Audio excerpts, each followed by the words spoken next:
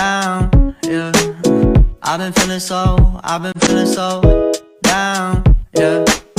Can you tell me why? Can you tell me why? Assalamualaikum warahmatullahi wabarakatuh. Halo semuanya. Kami dari kelompok 2 ingin memaparkan, menjelaskan, atau memberitahu kalian tentang penyakit-penyakit pada sistem kardiovaskular. Yang akan kelompok kami bawakan adalah infak miokard akut atau IMA. Oke, sebelum masuk ke topik utama dalam video kali ini, kita kenalan dulu yuk. Yang pertama ada Iis, Rika Anggraeni, Giska Aulia, Febri Aliza, Yuli Dwi, Siti Pipit, Alfi Syahriani, Aulia Listi, dan yang terakhir Syalwa Mufidah. Baiklah, itu adalah perkenalan singkat dari kelompok 2.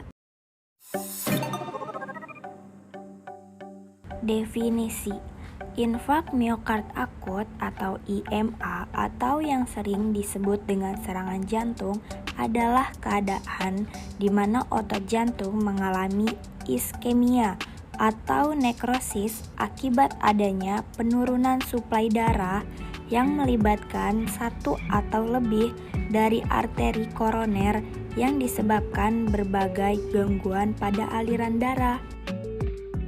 Etiologi IMA terjadi ketika aliran darah ke jantung menurun, menyebabkan iskemia miokard atau kerusakan atau cedera pada otot jantung. Dalam banyak kasus, IMA disebabkan oleh oklusi dari satu atau lebih pembuluh darah koroner oleh trombus dan disertai dengan nyeri dada yang parah. Patofisiologi infak miokard merupakan manifestasi akut dari plak ateroma pembuluh darah koroner yang koyak atau pecah. Hal ini berkaitan dengan perubahan komposisi plak dan penipisan tudung fibrus yang menutupi plak tersebut. Kejadian ini akan diikuti oleh proses agregasi trombosit dan aktivasi jalur koagulasi.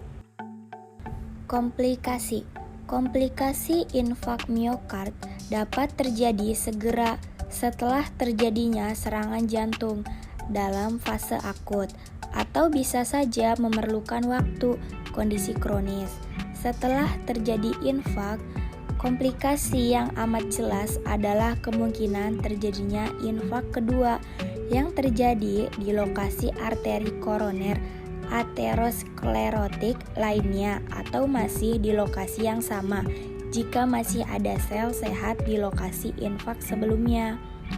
Komplikasi pasca infak miokard terjadi setelah melewati masa iskemia. Perubahan ini dapat dilihat dengan jelas pada pemeriksaan makroskopis dan mikroskopis. 1.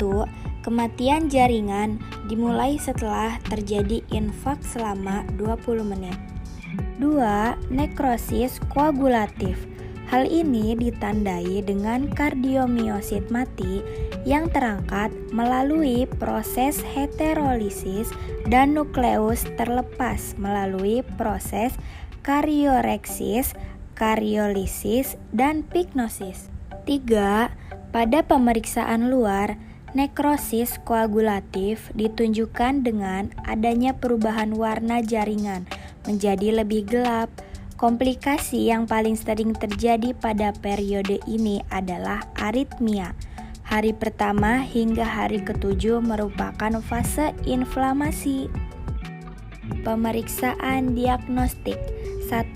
Elektrokardiografi atau EKG. Pemeriksaan rekam jantung atau EKG ini dilakukan untuk melihat aktivitas listrik jantung.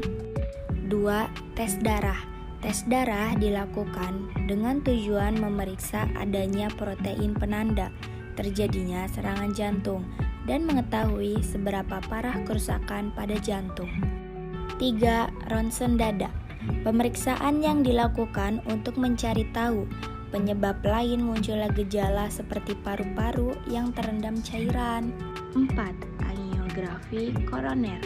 Kateterisasi jantung bertujuan untuk mencari tahu apakah terjadi penyumbatan atau penyempitan pada arteri koroner dan menentukan lokasi penyumbatan atau penyempitan tersebut. Tindakan 1. Menghubungi UGD dari rumah sakit terdekat. Cara pertama dalam mengatasi serangan jantung saat Anda sendiri adalah segera hubungi nomor darurat atau unit gawat darurat UGD di rumah sakit terdekat. 2. Mengkonsumsi aspirin. Salah satu penyebab utama serangan jantung adalah penyumbatan pada pembuluh darah arteri pada jantung yang terjadi akibat adanya gumpalan darah yang terbentuk. Oleh karena itu, penanganan serangan jantung pada diri sendiri yang bisa Anda lakukan adalah mengkonsumsi aspirin. 3. Mengkonsumsi nitrogliserin.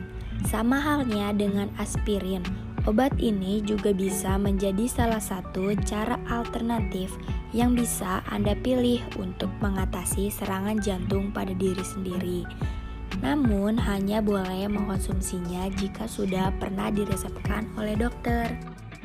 Baiklah, mungkin itu saja sedikit ilmu yang dapat kelompok 2 sampaikan tentang infak miokard akut. Jika ada salah kata, penulisan, atau pengucapan di video ini, tolong dimaafin ya teman-teman, karena kita saling belajar. Jangan lupa like, komen, dan subscribe channel ini ya guys.